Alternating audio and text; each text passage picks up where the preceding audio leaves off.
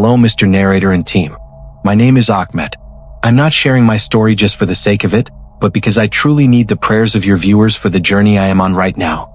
I am 50 years old and I was born in Cairo, Egypt. Growing up in Egypt shaped me in many ways that I did not fully understand until much later in life. I was raised in a modest family that respected tradition and honored religion in every detail of daily life. My father worked as a driver and my mother stayed home to care for me and my 3 siblings. From a young age, I was taught that Islam was the most important thing I could ever hold on to, and the sound of the call to prayer became the background rhythm of my childhood. I memorized verses of the Quran as a boy, attended mosque regularly, and admired the imams who guided us with their words. Those early years in Cairo gave me both identity and discipline, and they built the foundation for everything I would later become. As a teenager in Egypt, life was not always easy. The streets of Cairo were busy and filled with challenges. My family was not wealthy, so every day was about survival and planning for the future. I learned to help my father with his work, running errands and supporting the household as best I could. Education was something my parents pushed me to value, but it was equally clear that faith was the guiding compass of our home. My father would wake me early for far prayers, and my mother would remind me that nothing mattered more than pleasing Allah. I admired the discipline of Islamic scholars in my neighborhood and dreamed of one day becoming as knowledgeable as they were. Religion was not something we practiced once in a while, it was the center of our existence, and I grew up knowing that without Islam life had no direction. By the time I reached my early 20s, I had grown into a young man with responsibilities. I married my wife, Maryam, when I was 23 years old. She was a kind woman from a family in Giza, and together we dreamed of building a home filled with love, children, and faith. Our early years together were marked by simplicity. We lived in a small apartment in Cairo, and I worked long hours trying to provide for her. However, the economic situation in Egypt was difficult. Jobs were scarce and wages were not enough to sustain a family. We often talked about what life might be like abroad, especially in places like America, where we heard stories of people who worked hard and prospered. At first, those conversations felt like daydreams, but eventually, they became serious discussions about how to secure a better future. When I turned 27, Maryam and I made the difficult decision to leave Egypt. It was not easy because Egypt was home, the land of our parents, our families, and our memories. Yet we both agreed that we could not continue living with constant financial pressure and uncertainty. We wanted our children to grow up with better opportunities, so we began the process of applying for visas to the United States. It was a long and stressful journey filled with paperwork, interviews, and waiting. I remember the day our approval finally came through. It was like a door had opened to a new life. I felt fear and excitement at the same time. I did not know what America held for us, but I knew it was a chance we could not waste.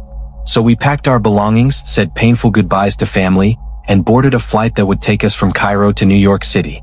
Arriving in New York was like stepping into a different world altogether. Cairo was familiar, crowded, and filled with traditions I understood, but New York was fast, noisy, and overwhelming. I remember holding Maryam's hand tightly as we walked through the airport with our luggage, our hearts racing. We had only a small amount of money saved, and we knew no one personally in the city. We had read about the large Egyptian community in Queens and Brooklyn, so we decided to settle in an apartment in Queens, close to other Arabic-speaking families. The first nights were hard. The language barrier made every interaction stressful, and the high cost of rent shocked us. Yet, despite the fear and exhaustion, I kept reminding myself that Allah had guided us here for a reason, and I had to be strong for my wife and children. The first few months in New York tested me in ways I had never expected. Finding work was not easy, and my lack of fluent English made it worse. I applied for jobs as a cashier, cleaner, and delivery man, but most of the time I was turned away. Finally, I found temporary work at a laundry shop owned by a Turkish Muslim. The pay was low, but it was enough to keep us afloat. I spent long hours washing clothes, pressing garments, and cleaning the shop, and slowly I began to pick up more English words from customers. Maryam, too, found part-time work helping in a daycare, and together we started to see a path forward. But it was still a struggle. Every bill felt heavy, and we had to calculate carefully how to buy food and send some money back to our parents in Egypt. Despite the struggles, one thing never changed: my devotion to Islam. No matter how tired I was after work, I never missed my prayers. I woke up early for Fajr, I carried my Quran with me, and I made sure my children were raised in the same faith that guided my life. We joined a local mosque in Queens where I quickly found a sense of belonging.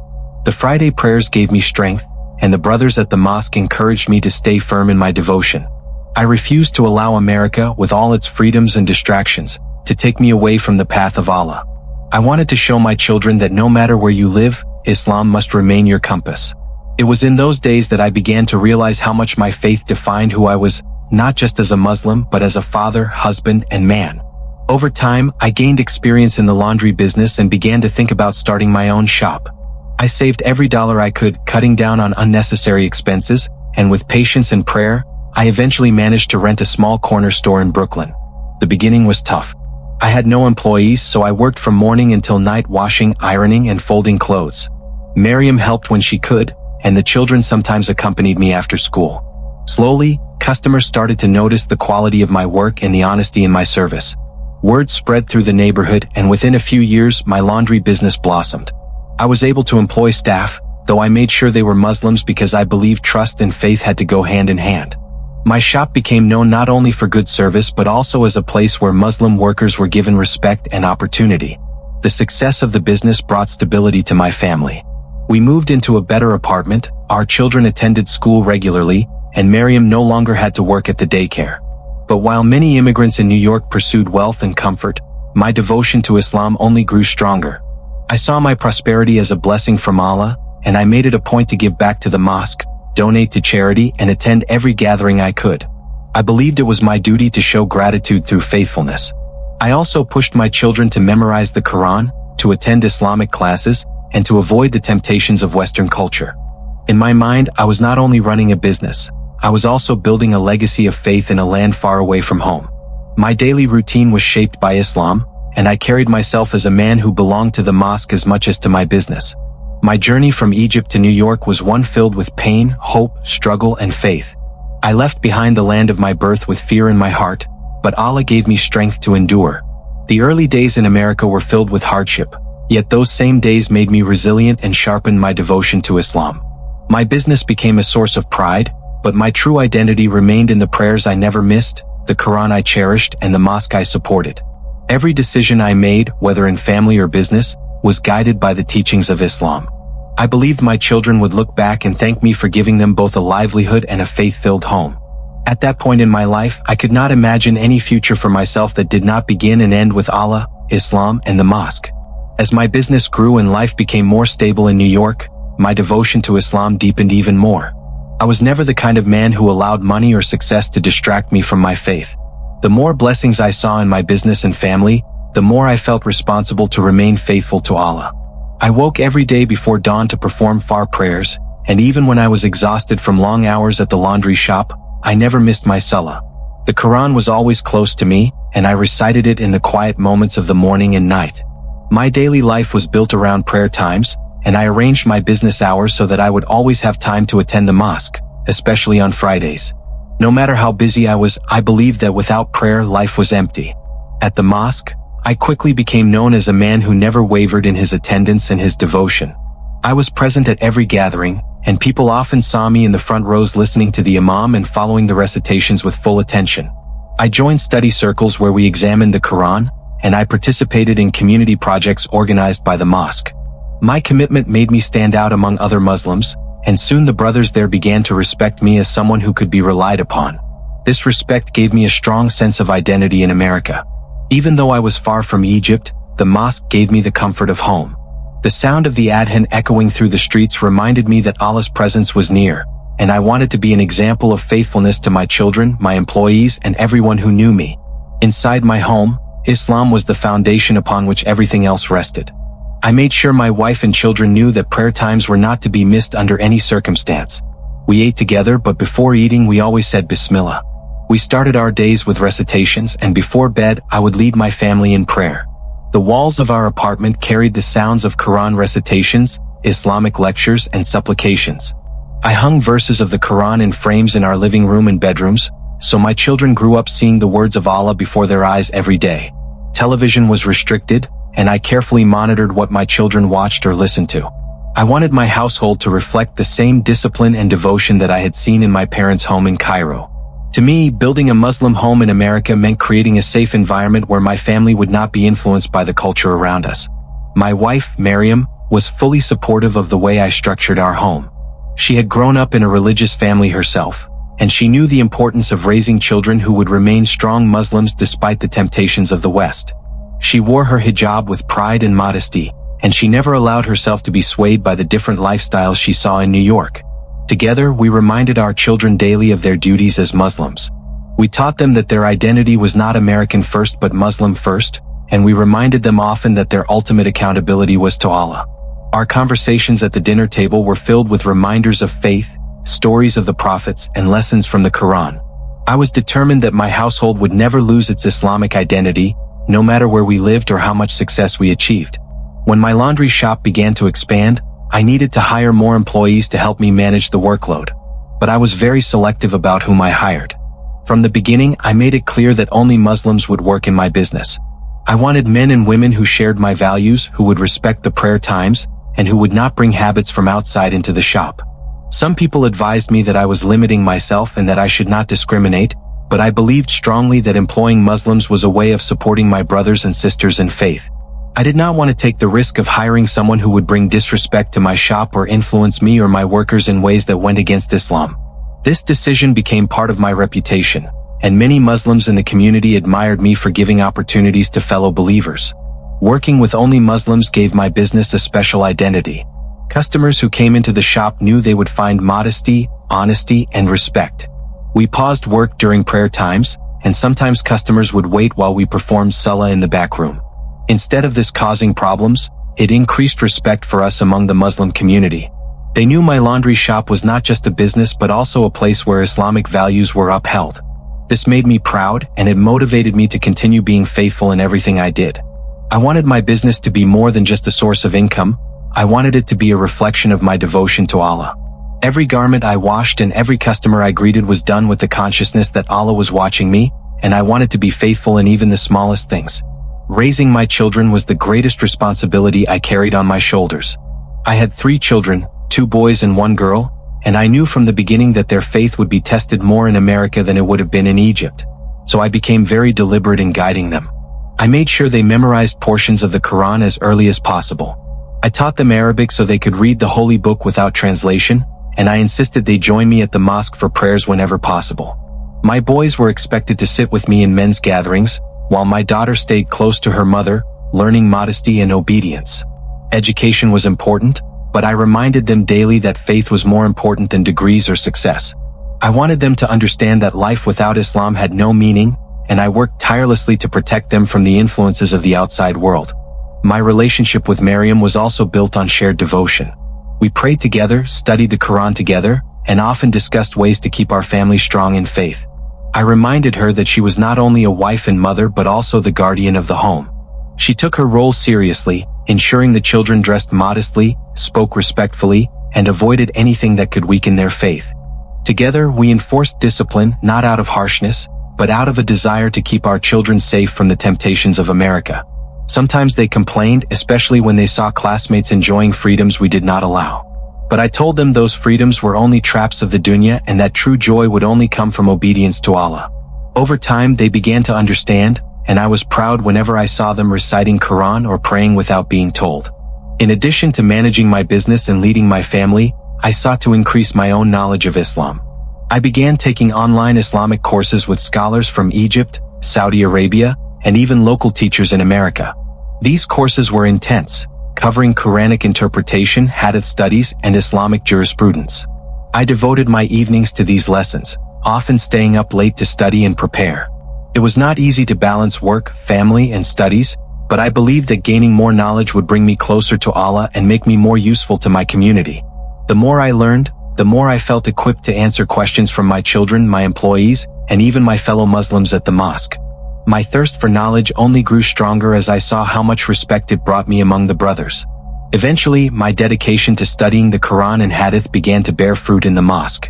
The Imam recognized my efforts and often asked me to assist with teaching younger members of the community. I started leading small study groups, explaining verses, and helping people understand how to apply Islamic teachings to their daily lives. The more I taught, the more people looked up to me. They began to seek my advice, not only about religious matters but also about family and business. This recognition humbled me, but it also made me proud.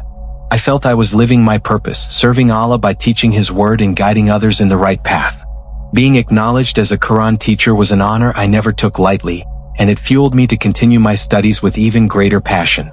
My commitment to Islam and the mosque on my street became the center of my reputation in New York. I lived in a neighborhood where Muslims from different backgrounds came together: Egyptians, Pakistanis, Yemenis, and Bangladeshis, all united under the banner of Islam.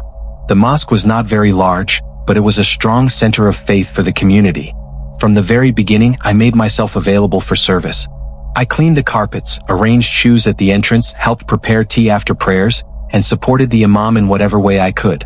I was not doing this for recognition, but because I believed that serving the mosque was a way of serving Allah.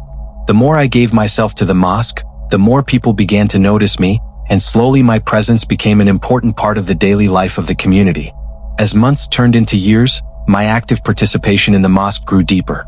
I began assisting with Quran recitation classes for children, guiding young boys in their memorization, and explaining the verses in simple terms they could understand.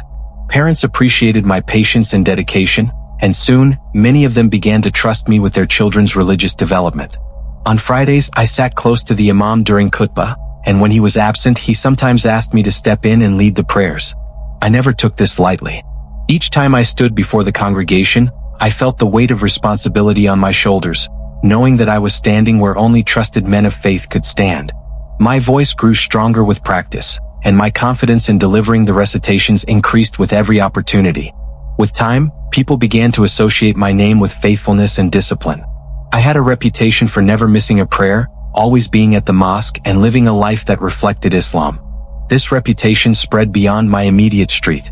Brothers from other parts of Queens and Brooklyn began to hear about me, and some even visited to see for themselves. They heard about the Egyptian man who owned a laundry business and was also deeply devoted to the mosque. They admired how I balanced work and faith, and many came to me for advice on how to raise children in America without losing their Islamic identity. These conversations made me realize that my influence was no longer limited to my family or my street, but was slowly expanding into the larger borough community. It was not only ordinary Muslims who noticed my dedication. Imams from nearby mosques began to take note of me as well. Whenever we gathered for special events like Ramadan, Eid prayers, or charity drives, I was often invited to recite Quran or give short reminders. My ability to explain verses in both Arabic and simple English made me stand out, especially among younger Muslims who were born in America and sometimes struggled with Arabic. I did not see myself as better than anyone, but I knew that Allah was opening doors for me to serve more people. Slowly, I found myself becoming a familiar face, not only in my local mosque but also in mosques across the boroughs. This recognition brought me respect, but it also brought me greater responsibility to live carefully and represent Islam well. The idea of uniting the mosques in our boroughs under a single leadership was not something that appeared suddenly. For years, there had been discussions about the need for a chief imam who could guide the Muslim community as a whole. There were many mosques in Queens, Brooklyn, and the Bronx, each with its own imam, but sometimes disagreements and divisions weakened the unity among Muslims. Leaders felt that if there was a Grand Imam, someone respected by all, it would help bring order and stronger influence. When the proposal finally gained momentum, committees were formed, and leaders from different mosques began to meet regularly. It was clear that whoever was chosen for this position would carry enormous authority and responsibility, as he would be seen as the voice of Muslims across several boroughs in New York. When the decision-making process started, my name was not something I expected to be mentioned. There were older imams with more years of experience, men who had been leading congregations long before I came to America. Yet to my surprise, during one of the meetings, several leaders spoke highly of me. They mentioned my consistent devotion, my ability to connect with different nationalities, and the respect I had earned in my community. Some even pointed out how my business success and discipline gave me credibility as someone who lived by the values he preached. I was humbled when I heard that my name was brought up alongside men I had admired for years. It was overwhelming and I felt unworthy, but the fact that my brothers in faith saw me this way meant a lot to me. As the discussions continued, it became clearer that my name was gaining more support. Leaders argued that the Grand Imam should not only be someone who had knowledge of Islam but also someone who was already recognized as a man of discipline and integrity. They pointed to my role in raising a faithful household, running a business that upheld Islamic values, and guiding young Muslims in recitation and teachings. These were not accomplishments I had sought recognition for, but now they were being highlighted as reasons why I could serve the larger community. The more I listened, the more I realized that the years of devotion and sacrifice had not gone unnoticed. I began to see this possibility as perhaps Allah's way of elevating me to a higher service in the path of Islam. When I was officially approached by leaders and asked if I would be willing to take on the role of Grand Imam, my heart raced. It was a moment of honor, but also of great fear. I knew that accepting meant more than a title. It meant carrying the weight of guiding thousands of Muslims across New York. I thought about my family, my business, and the responsibilities that would come with this role. Yet, deep inside, I felt proud that Allah had allowed me to be considered. I accepted the offer with humility, promising to do my best to serve the community faithfully. When word spread about my acceptance, the reaction was immediate. People congratulated me, elders prayed for me, and young men looked at me with admiration. I felt like I was stepping into a destiny bigger than myself. Preparations for the installation began almost immediately. Committees were formed to plan the event, and leaders from different mosques came together to make it a grand occasion. A large hall was booked in Brooklyn, decorations were ordered, and invitations were sent out to Muslim communities across the city. People contributed money, time, and resources to ensure the day would be memorable. My family was excited, and my wife Miriam proudly told friends and neighbors that her husband was about to become the Grand Imam of the boroughs. The children too were filled with joy, and they looked at me with pride whenever the subject came up. In those weeks, our home was filled with preparations, visitors, and endless discussions about what the installation would mean for our future. As the day drew closer, I could feel the weight of expectation building around me. The community was preparing for something historic, and I was at the center of it. Every time I walked into the mosque, people greeted me with greater respect.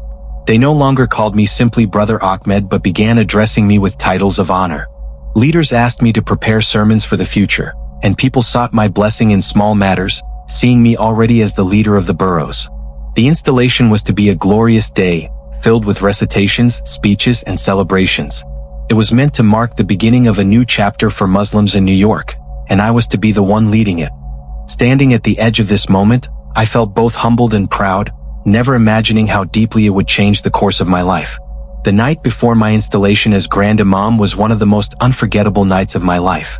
Everything had been arranged and the preparations were complete. The hall in Brooklyn was decorated, guests from different boroughs had confirmed their attendance, and my family was filled with excitement. Miriam laid out the clothes I was to wear for the ceremony, a simple but dignified thobe and a scarf gifted to me by an elder from the mosque. My children were buzzing with pride, telling me how happy they were to see their father becoming a leader of Muslims in New York.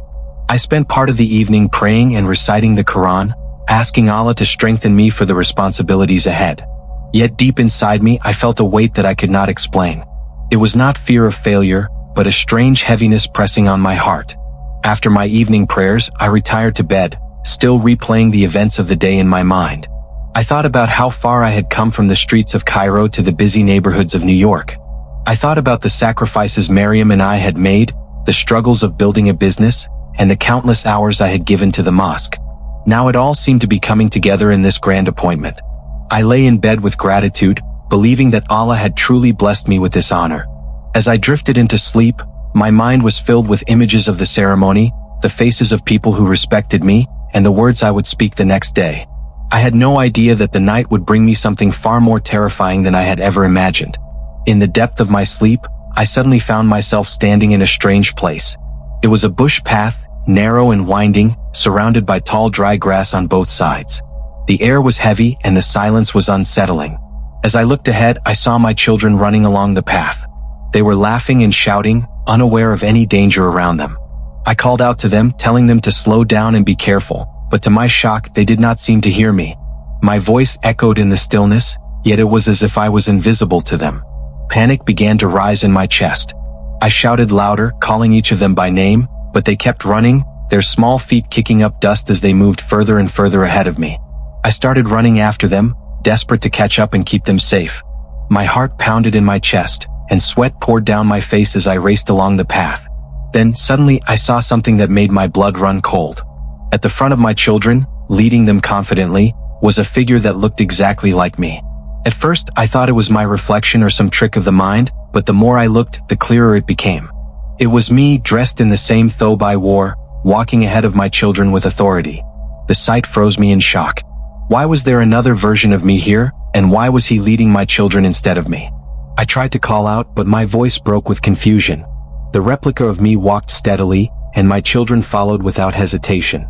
They seemed to trust him completely, even though he was not the real me. I screamed at them to stop, waving my arms and begging them to turn back, but it was as if they were deaf to my words. The other me glanced back at me with a strange smile, as though mocking my helplessness. My fear grew as I realized I was losing control. The children, who should have been holding my hand and listening to my guidance, were instead being led away by this false version of me. I felt as though I was trapped in a nightmare where my authority as a father had been stolen from me, and I could do nothing to protect those I loved most. As I kept chasing them, the bush path suddenly opened up into a wide clearing. In front of us was a horrifying sight, a vast stretch of burning fire. Flames leapt high into the sky, crackling with unbearable heat.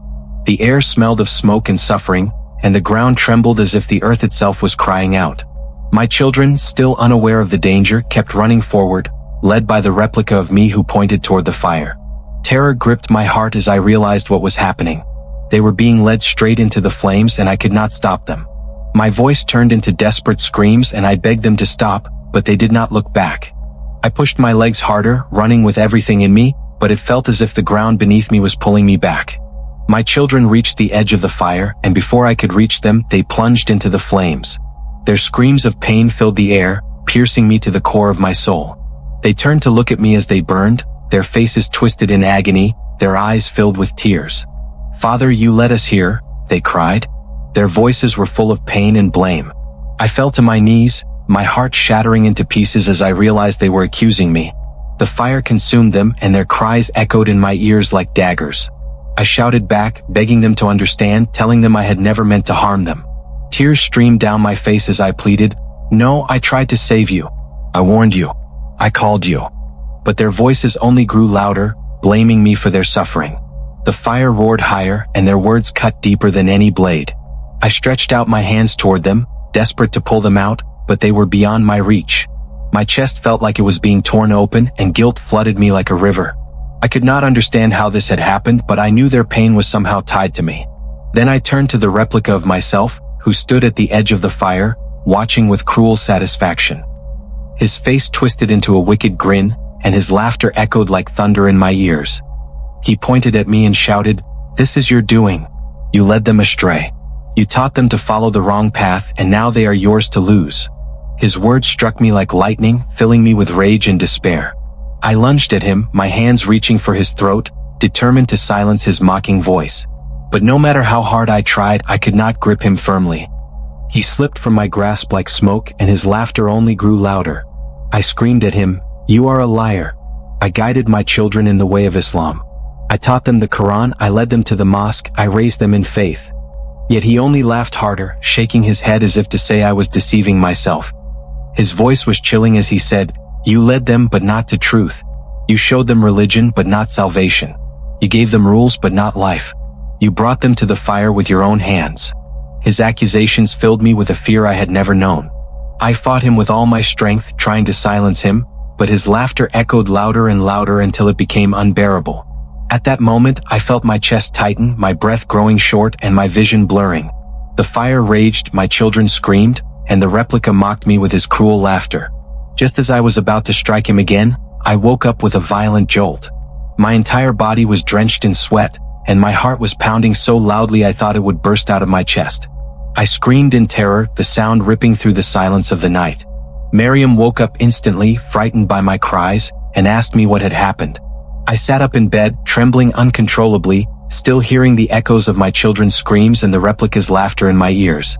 I was shaking so badly that I could barely speak, but I knew I had just seen something that would haunt me forever. Miriam was terrified when she heard my scream pierce through the night. She quickly sat up in bed and turned on the lamp, her face filled with fear as she reached for me. I was trembling uncontrollably, my body drenched in sweat, my breathing heavy as though I had been running for hours. She placed her hands on my shoulders, shaking me gently and asking, "Ahmed, what happened?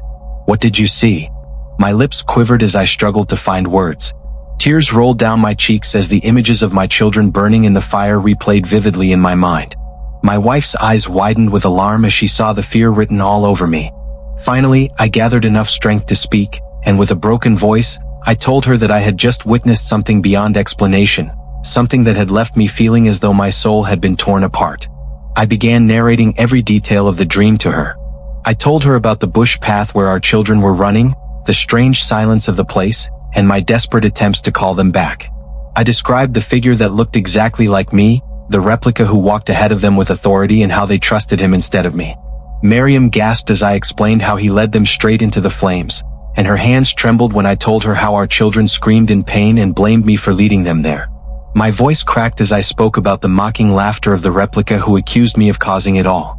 Miriam covered her mouth with her hand, tears filling her eyes as she listened. She tried to comfort me, but I could see that my words had shaken her to the core. She whispered, "Subhanallah, what could this mean?" Her question echoed in my heart, but I had no answer.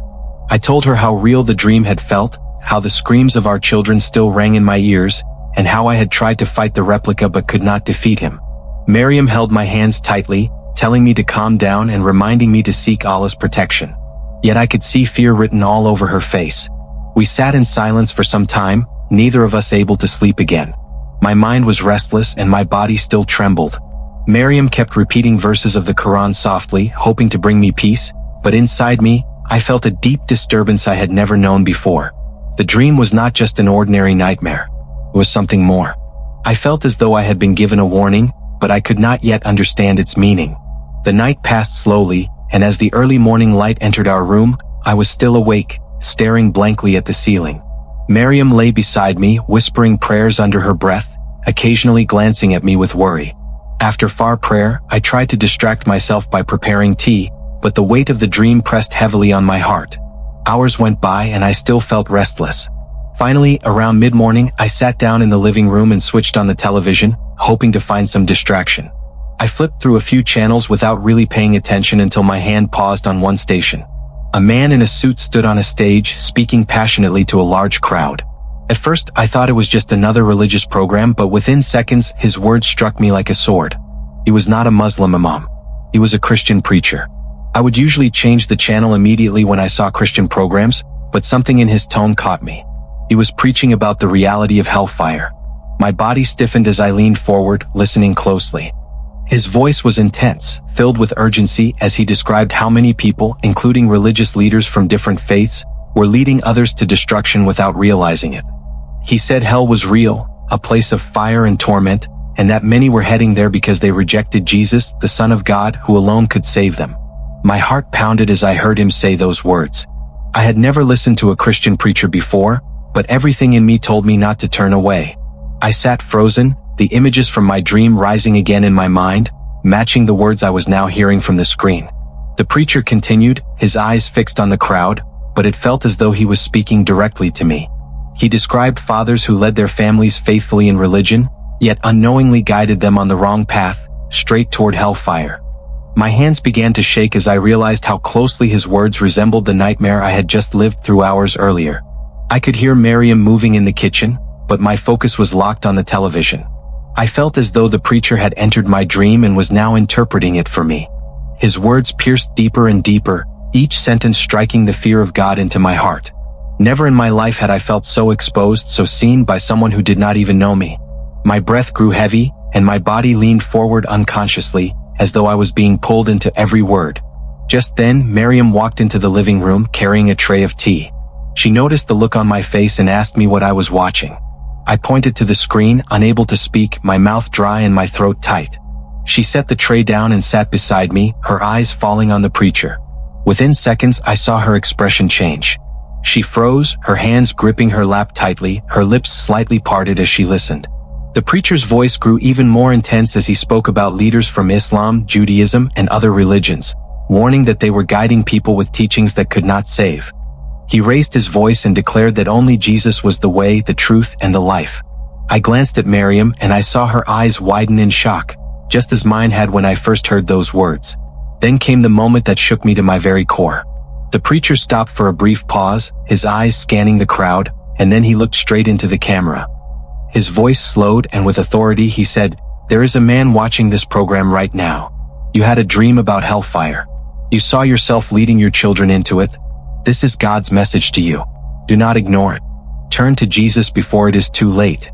My heart nearly stopped beating. I gasped aloud, and Miriam covered her mouth with her hands, her eyes filling with tears. We looked at each other, speechless, unable to believe what we had just heard. It was as though the preacher had been in our bedroom the night before, witnessing my dream. The hairs on my arms stood on end and my whole body shook violently. Miriam whispered in shock, "Ahmed, he is talking about you." I nodded slowly, unable to form words, my entire body trembling under the weight of the moment. The preacher continued, repeating the warning with urgency. He pleaded with the viewer, me, to surrender before leading myself and my family into eternal destruction. I could barely breathe. It felt as though God himself was speaking directly to me through this man on the television. I held my head in my hands, tears streaming down my face. Miriam sat beside me silently, her eyes locked on the screen, her chest rising and falling quickly as though she too felt the heaviness of the moment. Neither of us could deny what had just happened. It was too specific, too direct to be a coincidence. It was confirmation of the dream. The silence that followed between us was overwhelming. The program continued, but neither of us could concentrate on anything else. My heart beat like a drum, and Miriam's face was pale as she looked at me. "What does this mean, Ahmed?" she asked softly. I shook my head, my tears falling freely. "I don't know, Miriam, but this cannot be ignored." She nodded slowly, her eyes glistening with unshed tears.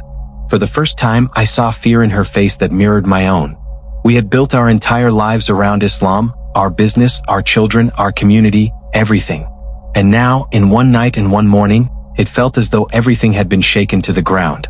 I felt the walls of certainty I had lived with for years collapsing inside me, leaving only fear, confusion, and the haunting possibility that I had been wrong all along. The rest of that day passed in a haze. I could not eat, and Miriam barely touched her food. We sat together in the living room, occasionally glancing at each other, but mostly lost in thought. The words of the preacher replayed in my mind, alongside the horrifying images of my children burning in the fire. It felt as though two voices had joined together to deliver the same message, that I was leading my family down a path of destruction. Miriam finally broke the silence and said, "Ahmed, this is too clear to ignore. Allah has never spoken to us this way before. What if this is truly God trying to reach you?" Her words echoed my own hidden thoughts, and I knew deep inside that something supernatural had taken place. That night, neither of us could sleep, for the dream and the preacher's words had marked us forever. When morning came, I knew I could not carry on as if nothing had happened. The dream from the night before and the preacher's words on the television had shaken me to the very core of my being. As I prayed far that morning, my heart was restless, and I could not concentrate on the words I recited.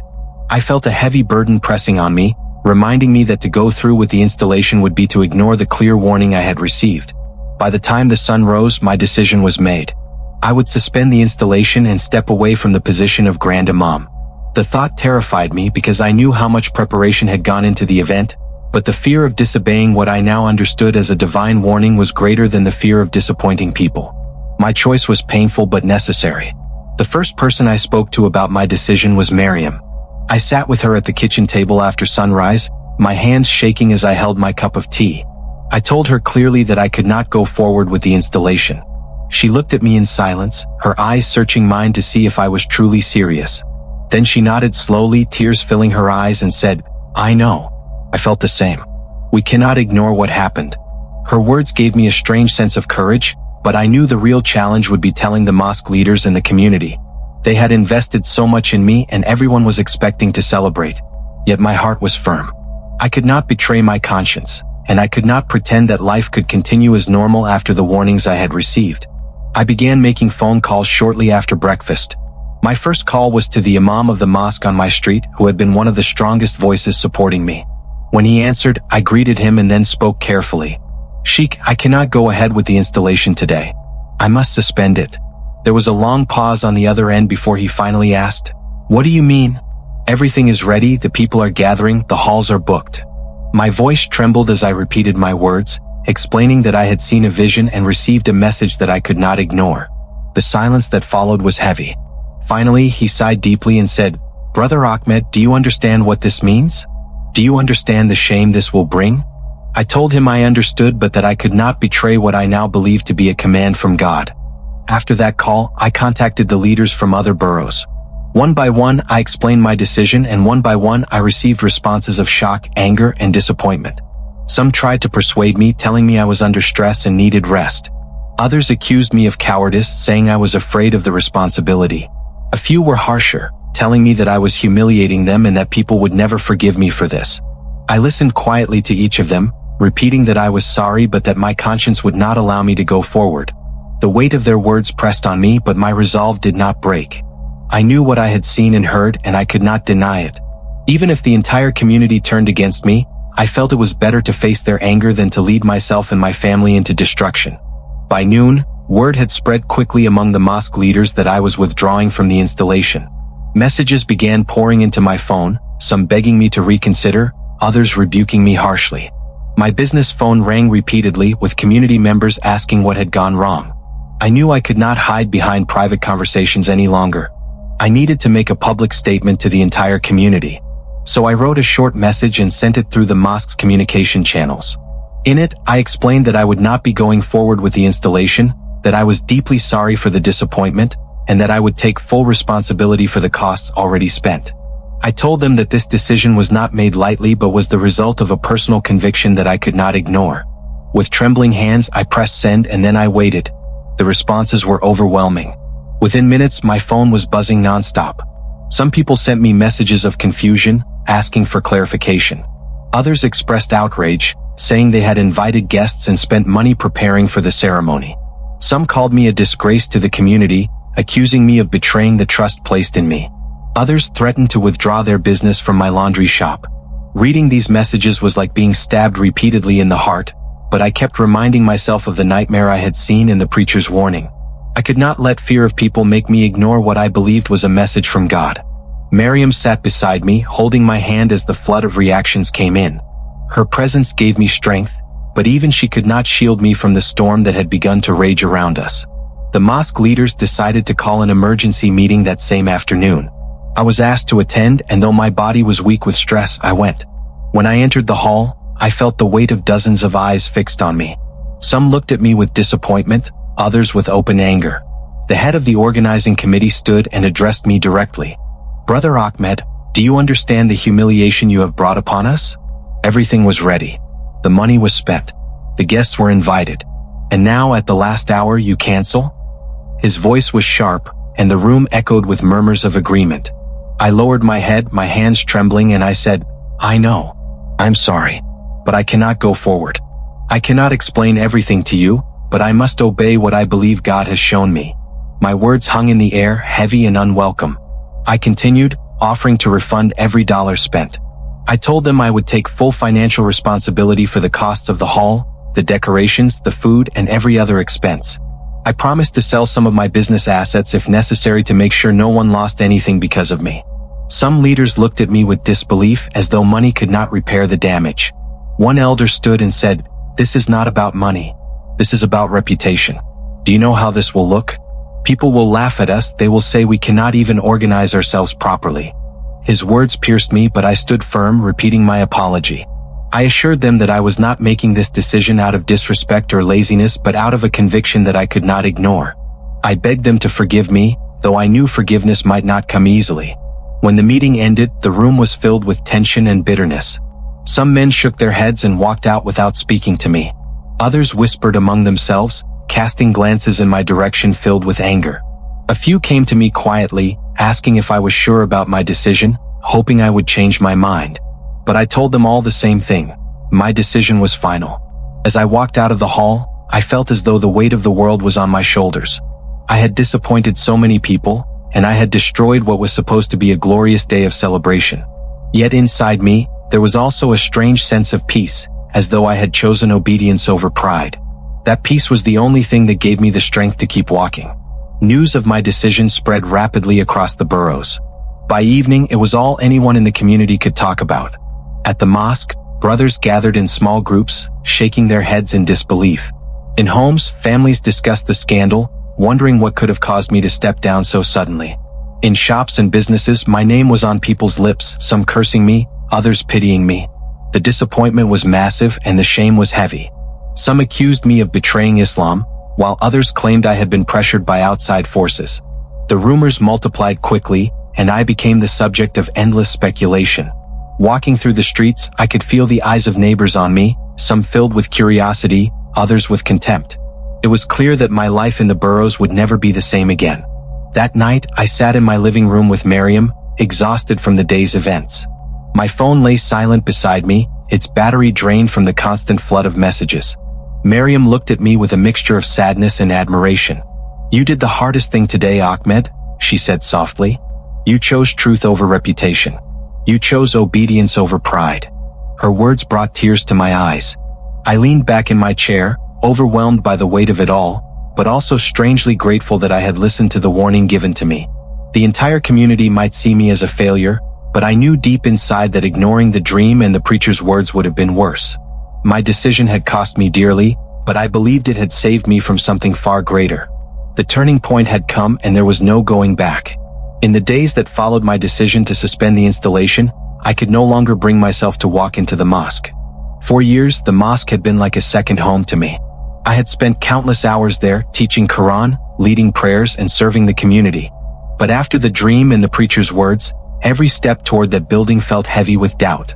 I feared that continuing as before would be a form of denial, pretending nothing had changed when in reality my soul had been shaken to its foundations. On the first Friday after the canceled installation, I stayed home. I heard the call to prayer echoing through the streets, and it pierced me deeply, but I could not move. Miriam looked at me with quiet understanding. She did not push me to go, for she too felt the weight of what had been revealed to us.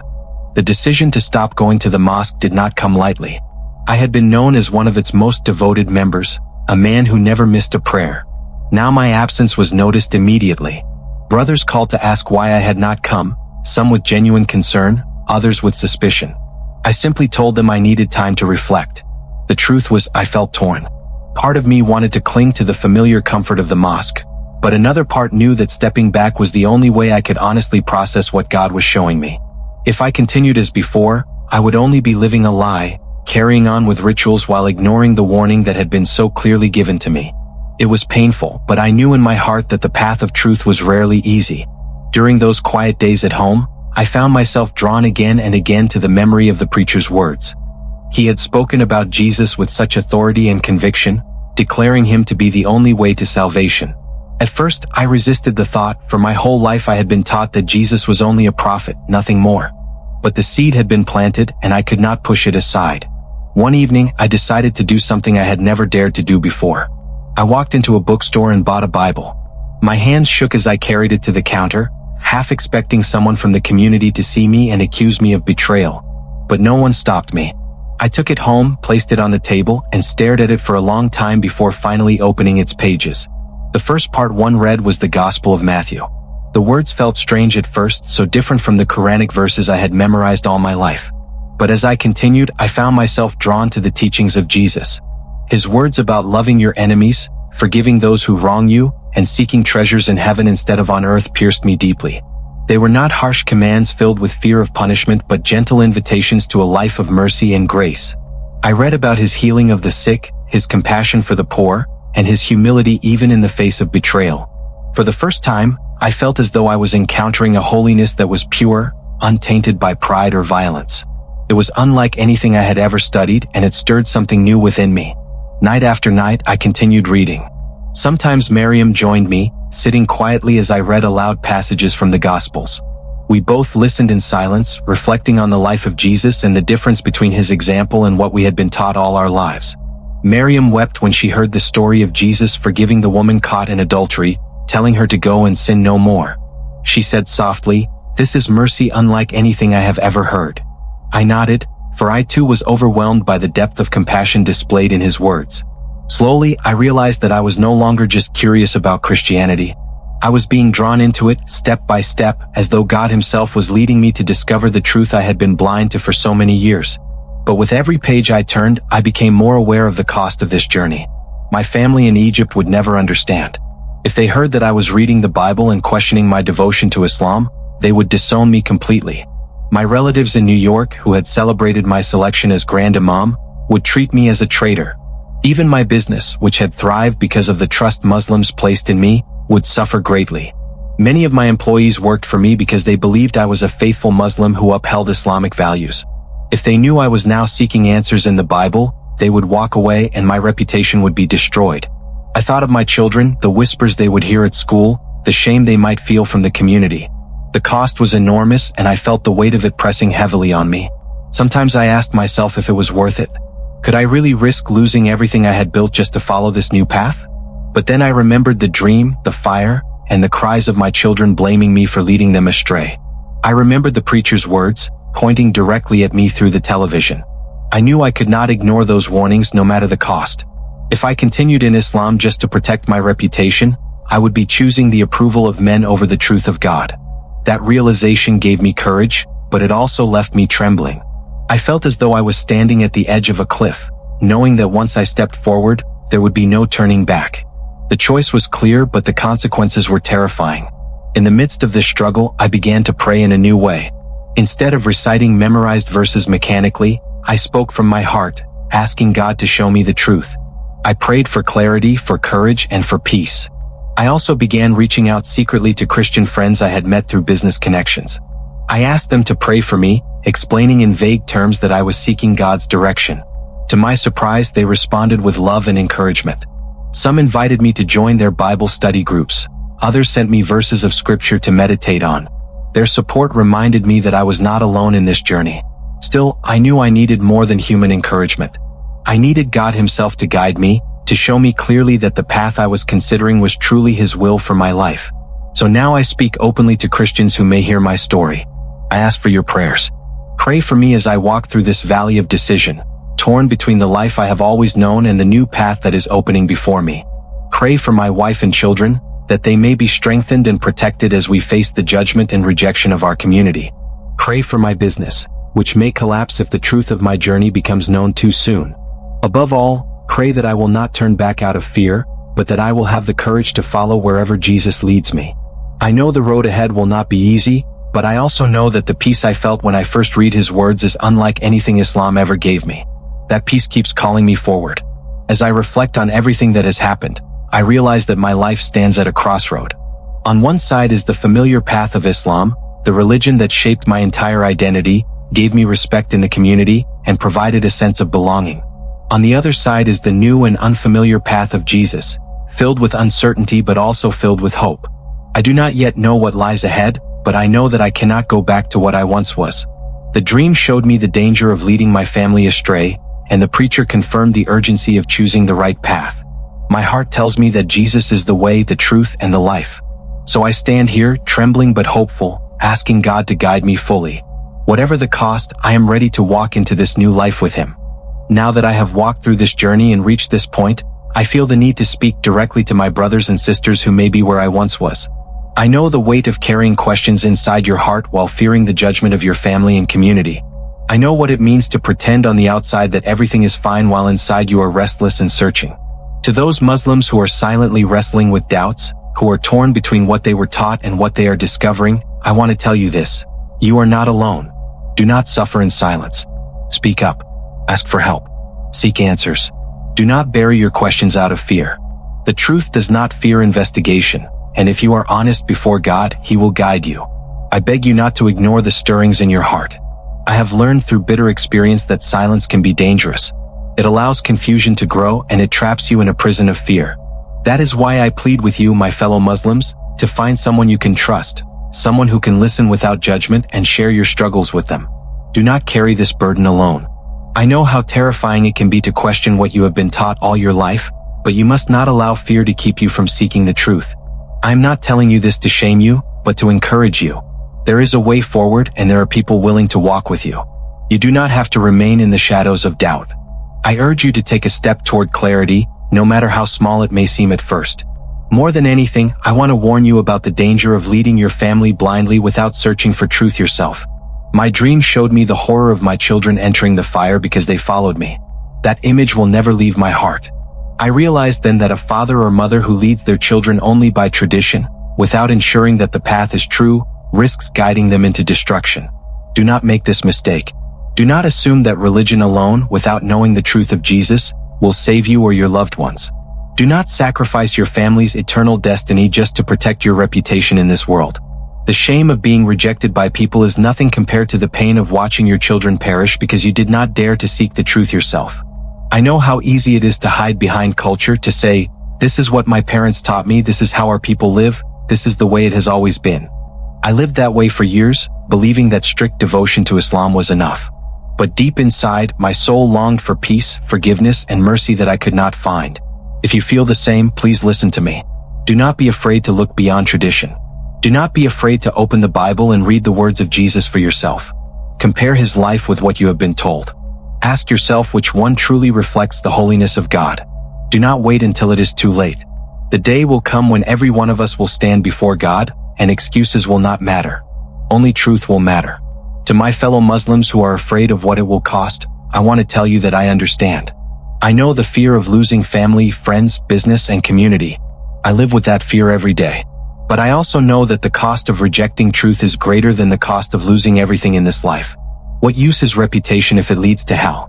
What use is wealth if it blinds you from salvation? What use is respect from men if God himself rejects you? These are the questions I ask myself every day, and they give me courage to keep moving forward. You may feel tied to Islam because it is all you have ever known, but remember this: God's truth is greater than any tradition, and his mercy is deeper than any fear. And now, to my brothers and sisters in Christ, I also have a request. Please pray for people like me. Pray for Muslims who are struggling in silence, who long to break free but are bound by fear, family, and culture. Pray for those who have heard the voice of Jesus but are too afraid to follow him openly.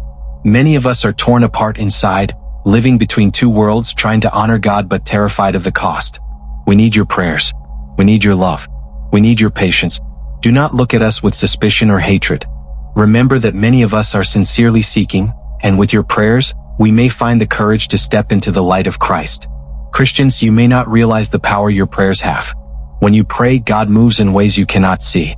I'm living proof of that. Somewhere, someone was praying when I had my dream. Someone was praying when that preacher looked into the camera and spoke directly to me.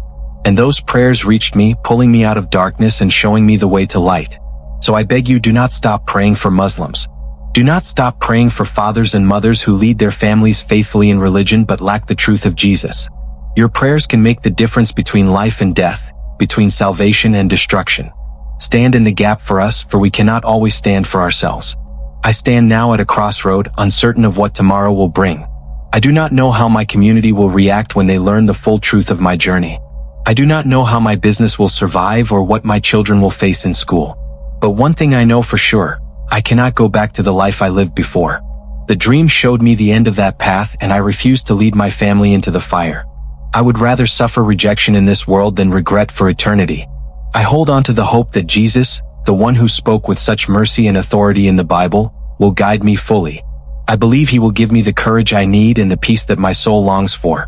So I close with this plea: to my fellow Muslims, do not stay silent in your doubts. Speak, ask, seek, and do not lead your family blindly without knowing the truth. To Christians, pray for us who are caught between fear and faith, struggling to let go of Islam but longing to hold on to Jesus. And to all who hear my words, remember this: the choice you make will not only shape your life but also the eternal destiny of those who follow you. Do not take it lightly. My journey is not yet complete, but my heart is set. I pray that God will lead me, guide me, and keep me in his truth, for I have seen the cost of silence and the price of deception. May Jesus carry me fully into his light, and may he do the same for all who seek him.